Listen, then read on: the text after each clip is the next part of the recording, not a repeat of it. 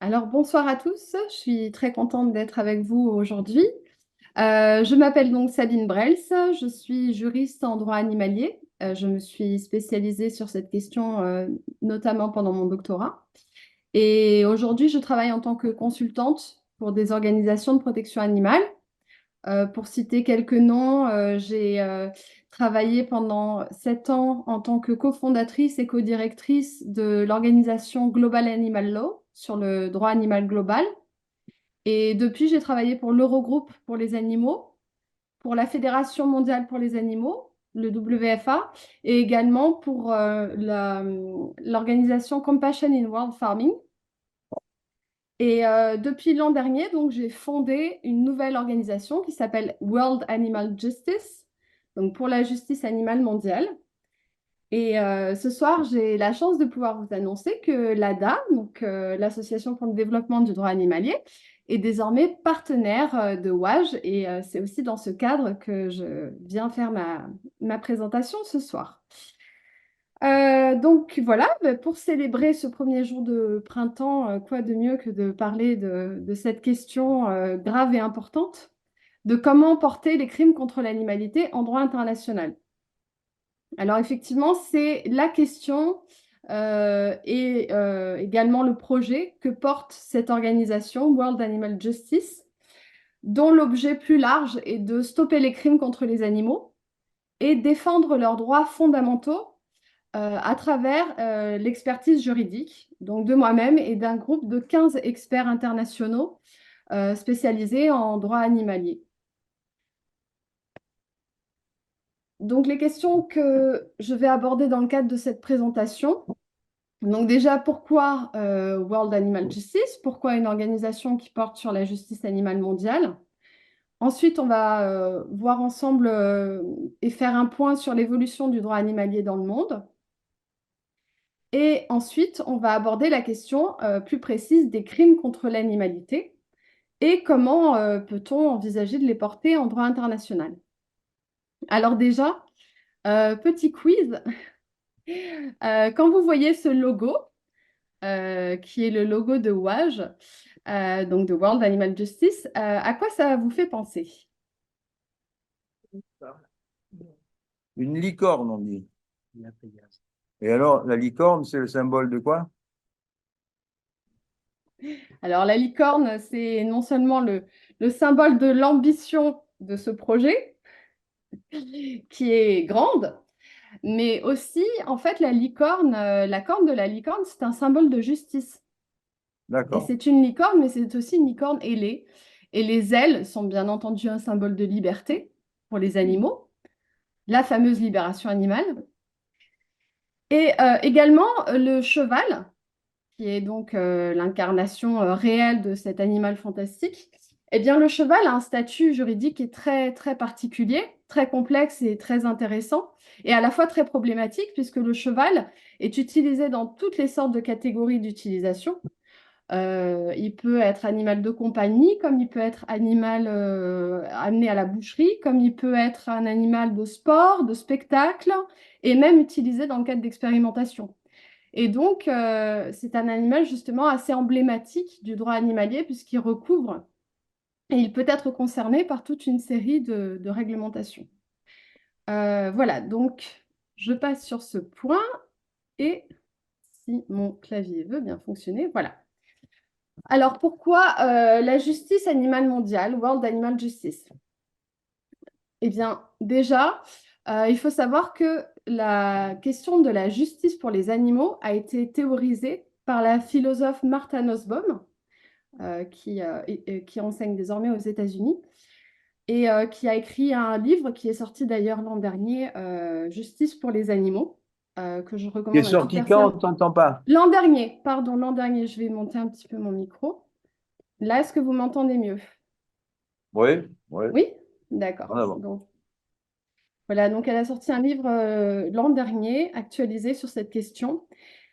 Et je me fonde aussi beaucoup sur la théorie des droits fondamentaux des animaux, développée par la professeure Valérie Giroux au Québec, qui a établi donc la théorie selon laquelle les intérêts fondamentaux des animaux, ou leurs droits, qui devraient être protégés fondamentalement, sont les droits à la vie, à la liberté et à l'intégrité, et plus généralement d'être bien traité également.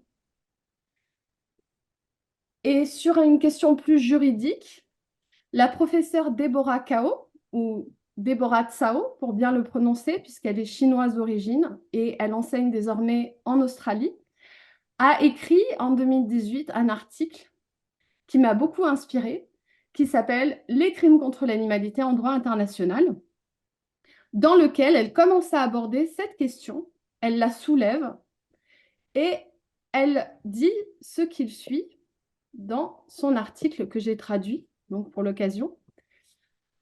Comme pour les crimes environnementaux transnationaux, les crimes contre les animaux nécessitent une réponse internationale. Aujourd'hui, une grande partie de ces violences, crimes et autres actes inhumains peuvent survenir dans chaque pays, mais leur impact ne se limite pas à une seule nation. Et c'est bien la problématique donc mondiale qui se pose ici. Et cette juriste internationale a d'ailleurs permis aussi la naissance de WAJ, puisqu'elle est membre honoraire de notre comité d'experts et elle soutient à fond ce projet, puisque si elle l'a soulevé d'un point de vue théorique en tant que juriste et universitaire, eh bien, elle a aussi envie de voir cette idée de crime contre les animaux en droit international eh bien, avancer et voir le jour aussi, comme nous. Puisque aujourd'hui, et ça c'est un point très important de cette présentation, il n'existe encore aucun instrument international contraignant qui permette de protéger le bien-être des animaux, c'est-à-dire les animaux en tant qu'individus sentients ou sensibles, qui doivent être protégés contre les actes de cruauté, les maltraitances, et donc il n'existe pas d'instrument international aujourd'hui qui reconnaisse les animaux comme êtres sensibles dont le bien-être mérite d'être protégé. Cela, ça existe au niveau national, au niveau européen, je vais en parler juste après. Mais donc, ça soulève une lacune cruciale en droit international, puisque l'exploitation et les crimes contre les animaux sont mondialisés. Donc, à partir de ce constat, eh bien, c'est un problème mondial. Et c'est aussi notre responsabilité collective en tant que citoyen, en tant que consommateur, mais aussi en tant qu'être humain, si nous le sommes vraiment, de mettre en œuvre des solutions, y compris juridiques, pour y remédier à ce problème mondial. Et j'insiste sur le côté juridique, qui est celui que World Animal Justice va le plus mettre en avant à travers justement l'expertise juridique que propose notre organisation. Alors, un point sur l'évolution du droit animalier dans le monde, pour voir un petit peu ce qui existe et pas encore, mais qui émerge également, que j'ai abordé dans ma thèse qui a été publiée en 2017. Elle commence à dater un peu, mais pour tout ce qui est, on va dire, chronologie, évolution historique, il y a encore des éléments sur lesquels j'ai pu me baser. Donc, les animaux sont reconnus de plus en plus comme étant des êtres sensibles ou sentients dans un nombre croissant de juridictions. Ça, c'est un fait. Dans les droits nationaux de nombreux pays, je montrerai plus précisément lesquels ensuite, on peut retrouver des lois de protection des animaux contre la cruauté, pour leur bien-être et une série de réglementations spécifiques pour certaines utilisations des animaux. Le principe de droit civil qui tend à accorder un statut distinct aux animaux, en tout cas distinct des choses meubles, avec un statut un peu particulier. En tout cas, ce sont des biens, une sorte de biens protégés par certaines lois, justement. Un statut constitutionnel qui est présent dans un nombre croissant de pays également, avec des principes constitutionnels de protection, de bien-être, de dignité, qui sont consacrés dans un nombre croissant de pays, y compris de pays européens. Et la Belgique, notre voisin, est en train d'inclure les animaux dans sa constitution. Et j'en profite pour signaler au passage que Charlotte Arnal, que j'ai la chance de voir dans cette visio ici ce soir, est cofondatrice de l'organisation Humanisma, qui vise justement à inclure les animaux dans la Constitution en France. Je la félicite vraiment pour son travail. C'est aussi une organisation partenaire de WAGE et Charlotte est aussi membre de notre comité de pilotage. Et je la remercie beaucoup d'être présente ce soir et pour tout ce qu'elle fait pour les animaux en France et aussi pour notre organisation. Et j'en profite également pour mentionner que les droits des animaux, qui semblaient encore totalement utopiques il y a quelque temps en droit positif, ne l'est plus aujourd'hui, puisque, eh bien, il y a enfin, certains pays en tout cas, moins d'une dizaine de pays, mais entre 5 et 10 pays, dans la région de l'Inde, Inde, Pakistan notamment, et en Amérique latine, qui ont adopté des décisions de justice qui consacrent le droit à la liberté, notamment pour des animaux qui ont été détenus dans des zoos, dans des conditions terribles, et notamment des grands singes et des cétacés. Avec le principe d'habeas corpus qui interdit de détenir illégalement une personne, donc avec un début de reconnaissance de la personnalité juridique des animaux et de leurs droits fondamentaux à travers ces premières décisions de justice qui ont été rendues ces dernières années, donc dans la région de l'Inde, indo-pakistanaise et dans les pays d'Amérique latine, notamment l'Argentine, l'Équateur. Voilà, les principaux pays. En droit européen, il y a les instruments du Conseil de l'Europe, qui sont notamment des conventions sur la protection des animaux de compagnie, des animaux d'élevage. Et il y a aussi une batterie d'instruments adoptés par l'Union européenne, des directives, des règlements qui concernent la protection des animaux. Bon, c'est loin d'être parfait, il y a plein de lacunes, mais ça a quand même le mérite d'exister et d'être un début de protection assez conséquent sur la scène mondiale en tant qu'organisation régionale, donc quand même une quantité significative de pays et de pays exploitants en particulier au niveau européen. En droit international, donc on l'a vu, aucun instrument contraignant aujourd'hui qui concerne globalement le bien-être des animaux en tant qu'êtres sensibles. Par contre, il y a les normes sur le bien-être animal, les normes internationales adoptées par l'Organisation mondiale sur la santé animale. Elles sont non contraignantes, elles sont ultra minimalistes. Elles intègrent même des pratiques totalement contraires au bien-être des animaux dans leurs normes sur le bien-être des animaux. Je pense notamment à certaines pratiques d'abattage. Mais voilà, elles se sont appelées les normes sur le bien-être animal. Pareil, c'est ultra minimaliste. Ça peut peut-être servir pour des pays qui n'ont absolument rien sur la protection des animaux. Voilà, donc je signale ça au passage. Ensuite, au niveau international, on a aussi des conventions sur les espèces menacées, en particulier la CITES, donc la Convention internationale sur le trafic des espèces menacées. On a la Convention sur les espèces migratrices, la CMS, et on a la CBD, qui n'est pas l'huile de chanvre, hein, qui est la Convention sur la diversité biologique, pardon, c'est CDB en français. Voilà, c'est Biological Diversity en anglais. Donc aussi sur la biodiversité, donc avec une approche encore environnementale au niveau international. Les animaux ne sont considérés encore que dans leur aspect d'éléments de l'écosystème. Et à partir du moment où ce sont des espèces menacées ou en danger, alors là, elles peuvent bénéficier d'une certaine forme de protection en droit international. Mais les animaux en tant qu'individus ne sont pas encore considérés voilà, pleinement à cet endroit du droit qui pourtant est censé s'occuper des problématiques mondiales. Et notamment le droit de l'ONU, puisque c'est l'organisation mondiale par excellence, l'ONU. Eh bien, il y a une nouveauté depuis 2022, puisque le terme bien-être animal est apparu dans une résolution qui parle justement du lien entre le bien-être animal et la protection de l'environnement et le développement durable. On verra les suites qu'elle aura. Il y avait un rapport qui était très attendu l'an dernier à ce sujet. La dernière Assemblée générale sur l'environnement de l'ONU n'a pas du tout fait mention de cette résolution ni de ce qui devait s'en suivre. Donc pour l'instant, cette résolution est un peu restée lettre morte, malheureusement.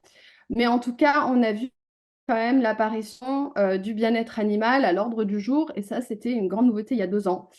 Et il y a également un projet de déclaration à l'ONU sur le bien-être des animaux et de conventions, comme par exemple l'UNCAP, la Convention sur la protection de la santé et des animaux à l'ONU, que j'ai d'ailleurs proposé quand j'étais au GAL à partir de 2018. Et donc, ce sont encore des projets. Voilà, ce sont des propositions qu'on aimerait bien qui voient le jour, mais ce n'est pas le cas encore. Il va falloir faire du chemin, je pense. Mais selon moi, on est en train d'aller dans une direction qui tend à aller quand même toujours plus vers une plus grande considération du bien-être des animaux, du besoin de les protéger et d'adopter des instruments qui peuvent renforcer cette protection, en tout cas la compléter. Donc on tend à aller sur la bonne voie. Malgré tout, c'est insuffisant, on le sait. Les 2 tiers des pays du monde aujourd'hui ont une protection, une forme de protection pour les animaux. Mais toutefois, il y a quand même 1 tiers des pays qui n'ont rien du tout ou presque rien.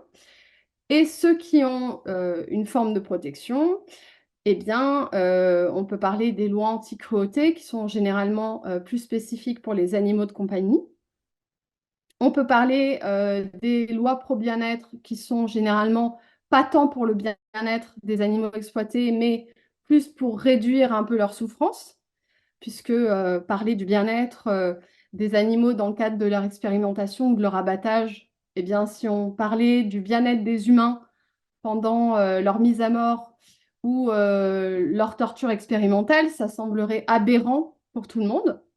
Eh bien, c'est pareil pour les animaux. On ne peut pas parler de bien-être dans ces cas-là. C'est ce que j'appelle l'hypocrisie du droit, qui tend à faire croire aux citoyens et aux consommateurs que le bien-être de l'animal est protégé dans ce cadre de mise à mort ou d'expérimentation, par exemple, ou d'élevage intensif, hein, de confinement extrême. Je veux dire, on peut tous les citer, mais je ne vais pas le faire ici parce que je n'ai pas le temps et puis ce ne serait pas productif. Ce qu'il faut juste savoir, c'est qu'en fait, voilà, si on voulait vraiment être honnête intellectuellement et avoir des titres de loi qui soient réalistes, eh bien, on parlerait de réduire la souffrance des animaux dans ce cadre et non pas de protéger leur bien-être, puisqu'on en est loin. Ensuite, alors, la grande question des crimes contre l'animalité. Je prends un peu d'eau, faire une petite pause. Alors, quand on entend crime contre l'animalité, eh bien, ça peut faire penser, et c'est fait exprès, au crime contre l'humanité. Eh bien, tout à fait, c'est tout à fait ça l'idée, en fait. C'est de faire l'analogie avec les crimes contre l'humanité. Les crimes contre l'humanité sont définis à l'article 7 du Statut de Rome de la Cour pénale internationale. Et cette définition inclut donc les actes suivants: le meurtre, l'extermination, la réduction en esclavage, la déportation ou le transfert forcé de population, l'emprisonnement ou toute autre forme de privation grave de liberté physique, la torture, le viol, l'esclavage sexuel, enfin, voilà, les violences sexuelles en général. Quand j'ai lu cette définition, je me suis dit, en mon fort intérieur, mais c'est fou parce que c'est exactement les crimes qui sont commis à l'encontre des animaux, massivement et quotidiennement, partout dans le monde. Puisque même s'il existe des lois pour les protéger, quand on parle des animaux d'élevage, par exemple, eh bien, c'est 450 millions d'animaux qui sont tués quotidiennement. c'est la quantité, pour vous donner une représentation, c'est la quantité de population humaine au sein de l'Union européenne. 450 millions par jour. Est-ce que vous vous imaginez si on tuait 450 millions d'êtres humains par jour, donc toute l'Union européenne qui disparaissait tous les jours, ce serait un crime contre l'humanité, mais majeur. Je veux dire, on serait affolés par ça. Eh bien, c'est ce qui se passe. C'est une réalité pour les animaux d'élevage destinés à la consommation aujourd'hui. C'est un chiffre très, très bien sourcé puisque c'est la FAO, l'Organisation mondiale pour l'alimentation et l'agriculture, qui le dit, hein. Donc, je ne l'invente pas. Ce chiffre est ahurissant. Je veux dire, c'est 5000 animaux presque enfin, par seconde. Je veux dire, mentalement, on peut avoir du mal à le réaliser. Donc, si on prend ne serait-ce que ces animaux-là, on parle de meurtre, oui, clairement. On parle aussi de réduction en esclavage, oui, et de déportation ou de transfert forcé. Quand eh bien, les animaux, par exemple, d'Australie ou de Nouvelle-Zélande, notamment les moutons, vont se faire abattre au Moyen-Orient et traversent 8 à 10 000 kilomètres dans un bateau, ils ne le font pas de leur plein gré, hein. Souvent dans des conditions terribles où il y en a beaucoup qui ne survivent pas au voyage. L'emprisonnement, bon, bien sûr, hein, les cages pour tellement d'animaux, notamment, je pense notamment à l'élevage intensif, bien sûr, avec ces confinements extrêmes. Mais toutes les catégories d'animaux sont concernées ici, hein. Bien sûr, on peut aussi parler des animaux sauvages dans les zoos, des animaux d'expérimentation qui sont dans des cages, et même des animaux de compagnie qui parfois sont maintenus dans des cages. Donc, ils sont tous concernés. Et bien sûr, y compris dans les cirques où par exemple, les grands fauves sont contenus dans des cages, etc. Donc, on peut penser à tous les animaux ici. Bien sûr, oui. Je ne sais pas si quelqu'un veut prendre la parole, mais j'invite peut-être plutôt à poser les questions après, si c'est Non, je voulais possible. juste préciser, Marie-Nélande, Oui. Oui, les oui, tous les animaux sauvages, oui, oui, les animaux sauvages en cage ou dans des baignoires, c'est le cas, c'est effectivement du confinement extrême. Et donc après, on peut aussi penser à la faune sauvage en ce qui concerne l'extermination des espèces. On peut penser pour la torture par exemple, on peut bien sûr penser à la vivisection pour les animaux d'expérimentation. On peut penser aussi au gavage pour le foie gras. On peut penser à la tauromachie. Euh, Là où je suis, dans le sud de la France, c'est d'ailleurs ce qui m'a traumatisée étant toute petite, ayant été amenée voir ce spectacle sanglant et qui m'a donné justement l'envie et cette vocation de dédier ma vie à la protection animale. Mais là, on peut parler d'une torture sanglante, hein, publiquement évidente. Et par rapport à ce qui est violence sexuelle, eh bien, il faut savoir qu'il y a encore une dizaine de pays dans le monde qui autorisent, en tout cas qui n'ont pas interdit la zoophilie. Donc, ne serait-ce que quand on pense à ça, à la zoophilie, qui est encore autorisée dans certains pays, à la tauromachie, ou les corridas en particulier, avec les amours ou pas de l'animal, mais en tout cas la torture de ces pauvres taureaux dans encore 8 pays de manière légale, dont la France, eh bien, on peut se dire qu'il y aurait probablement un consensus international, puisque c'est une minorité de pays qui autorise encore ces pratiques, qu'il y aurait un consensus international pour dire que ces pratiques sont non seulement contraires à la dignité des animaux, mais aussi à la dignité humaine de continuer à les autoriser. Et donc, ça pourrait être aussi un point de départ des crimes contre l'animalité, raccroché quelque part à notre humanité, à notre dignité humaine et aussi par cohérence du droit, puisqu'on reconnaît que les animaux sont des êtres sensibles, que leur bien-être mérite d'être protégé, que la cruauté envers les animaux, c'est mal, ça doit être interdit, eh bien, on pourrait commencer par, on va dire, ces crimes les plus horribles, les plus obscènes, les plus extrêmes, les plus intentionnels, et aller progressivement vers un allongement de cette liste avec les méthodes qui sont clairement cruelles et contraires au bien-être des animaux.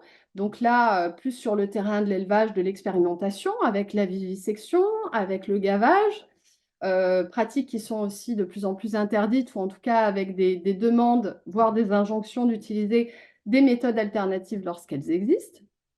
Je pense à l'expérimentation, le gavage pour le foie gras de plus en plus interdit. D'ailleurs, c'est censé être interdit au niveau de l'Union européenne, mais la France continue à le faire sous couvert de la dérogation qui existe pour ce qui est gastronomique et culturel.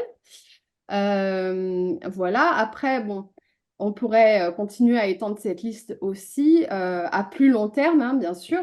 C'est encore un projet qui peut sembler utopique, mais pourtant qui nous tient à cœur et on veut aussi être honnête en disant que notre objectif final, c'est aussi de viser la fin de toutes sortes de crimes envers les animaux, y compris donc leur exploitation massive et non durable, y compris par rapport à l'élevage des animaux. Voilà, donc je passe par rapport à ça parce que je pourrais en parler très longuement, mais on aura peut-être l'occasion de développer un peu plus ensemble après. Je suis certaine que ça va donner lieu à des questions possiblement intéressantes entre nous. Alors, comment porter ces crimes, donc en droit international? Alors, on l'a vu, c'est la Cour pénale internationale qui s'occupe des crimes contre l'humanité. Et la question, c'est est-ce qu'elle pourrait s'occuper aussi des crimes contre les animaux? Donc, il faut savoir qu'aujourd'hui, son mandat, c'est les crimes contre les humains et pas contre les animaux. Et qu'en droit international, d'une manière générale, le paradigme dominant, il est très anthropocentré, c'est-à-dire très centré sur les humains d'abord. Et si ça a un intérêt pour les humains, alors on veut bien le considérer.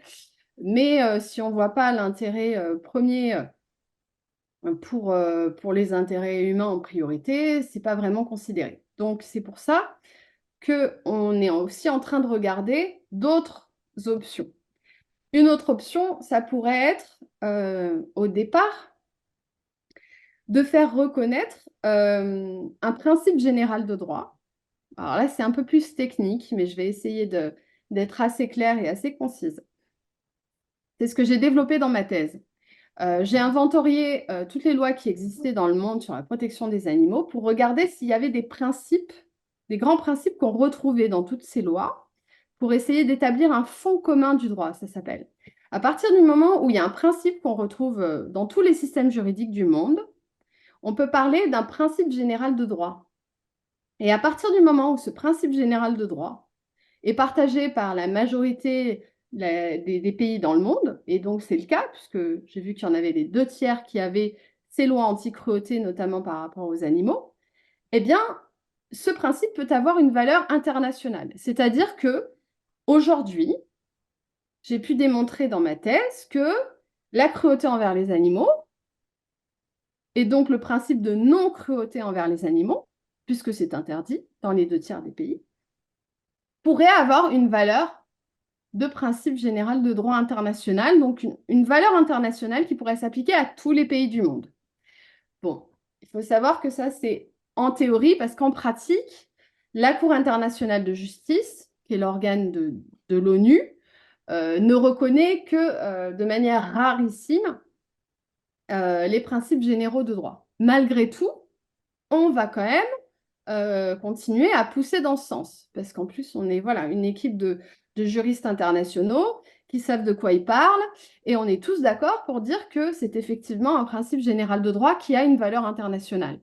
À partir du moment où la cruauté contre les animaux est reconnue comme un principe général de droit qui a une valeur internationale, alors effectivement, on peut aussi faire avancer les choses sur ce terrain. Et bien sûr, on peut penser à une nouvelle cour internationale qui serait dédiée à juger les crimes contre les animaux et qui aurait un propre statut spécifique, comme le statut de Rome existe pour la CPI, mais là, un statut spécifique voilà, qui définirait ce que sont les crimes contre les animaux, contre l'animalité, et avec voilà, listes, ses propres règlements, enfin, ses propres règles. Qui seraient jugés? Est-ce que ce sont des individus? Normalement, oui. Des organismes aussi, c'est possible. Des personnes morales. Des États aussi, pourquoi pas. Peut-être les États qui veulent continuer à faire perdurer des pratiques qui sont reconnues comme étant des crimes contre l'animalité. Mettons les deux exemples cités, la zoophilie ou la corrida. Eh bien, s'ils sont cités comme des crimes contre l'animalité et que certains pays continuent de les autoriser, eh bien, ils pourraient être sanctionnés par cette cour dédiée ou par une cour existante qui reprendrait cette interdiction des crimes contre les animaux en droit international. Alors, une autre voie à laquelle on pense nécessairement, c'est de passer par les crimes contre l'environnement. C'est le concept d'écocide pour amener les crimes contre les animaux. On pourrait dire zoocide. Le zoocide a d'ailleurs été théorisé par Mathieu Ricard dans son plaidoyer pour les animaux, avec d'ailleurs des propositions solides en droit international à ce sujet, que nous ne manquons pas de reprendre au sein de WAJ. En tout cas, donc, crime contre l'environnement, très intéressant, l'écocide, puisqu'il a fait beaucoup de chemin. Beaucoup de chemin. C'est aujourd'hui intégré dans une directive de l'Union européenne et une convention du Conseil de l'Europe qui pénalise les crimes contre l'environnement.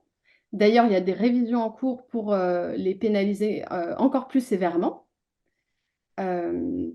Il y a dans les droits nationaux plusieurs pays du monde qui interdisent les crimes contre l'environnement. Récemment, la Belgique a inclus l'écocide, les dommages contre l'environnement, dommages graves contre l'environnement dans son code pénal. Les crimes d'écocide sont punis de 20 ans de prison et 1,6 million d'euros d'amende. Donc, c'est un crime très, très grave, très sérieux. Et en droit international, il y a désormais une consultation en cours pour inclure les crimes contre l'environnement dans le statut de Rome également de la Cour pénale internationale. Donc c'est pourquoi on peut se demander si, logiquement, comme ça a été le cas par exemple en droit international, on a commencé par l'environnement, puis on a abordé la question des espèces menacées, de la biodiversité, pour glisser aussi vers le bien-être animal qui émerge aujourd'hui en droit international. Est-ce qu'on ne pourrait pas aussi passer par cette porte de l'environnement, des espèces sauvages menacées, pour amener la question animale? Voilà, c'est une autre voie à laquelle on réfléchit. À savoir que le terme de zoocide a aussi cela d'intéressant qu'on peut faire l'analogie avec le génocide. Zoocide, génocide, mais là, ici, des populations animales. Donc le génocide des espèces animales, notamment, qui aujourd'hui n'est pas condamné en droit international. On parle de la nécessité de protéger la biodiversité, ça c'est super bien. Il y a une convention qui existe pour dire que lorsque certaines espèces listées... Ça sentait tellement bon. Ah, pardon, je vais désactiver le son. Donc, il y a une convention, la CITES, qui existe pour dire que si une espèce est listée à l'annexe 1, donc interdite de commercialisation, eh bien, à la frontière, si quelqu'un est capté avec ce spécimen, ils appellent ça, donc cet animal en danger qui est listé sur la CITES, bon, ben là, la personne est saisie. Mais si c'est une espèce sauvage qui n'est pas listée à la CITES, même si elle est en danger, si ce n'est pas listé, les douaniers ne peuvent rien faire. Et bien entendu, ça ne s'applique qu'à la frontière, parce que ces espèces-là, si elles ne sont pas protégées nationalement, eh bien, elles ne sont pas protégées. Parce que je me permets de le préciser, parce que parfois, certaines personnes me disent « Ah si, les espèces menacées sont super bien protégées, il y a la CITES, donc tout va bien. » Mais la CITES, oui, c'est très bien dans ce qui concerne le commerce international, et elle ne concerne que 0,4% des espèces menacées. Donc, elle ne concerne qu'une petite poignée d'espèces, en fait. Voilà, donc ça, c'était pour faire cette parenthèse. Ensuite, eh bien, j'aimerais poser avec vous, en cette fin de présentation, cette citation de Victor Hugo, qui a dit: «Rien n'est plus puissant qu'une idée dont l'heure est venue. Rien n'est plus puissant qu'une idée dont l'heure est venue.» Voilà, donc je vous remercie beaucoup. En tout cas, merci à vous d'avoir été là. Ben, Et merci puis, à vous. n'hésitez pas à, voilà, à garder contact. J'avais laissé mon adresse mail, donc n'hésitez pas. Ben, Et oui, merci beaucoup. merci encore. Merci à vous. Merci, bonne soirée.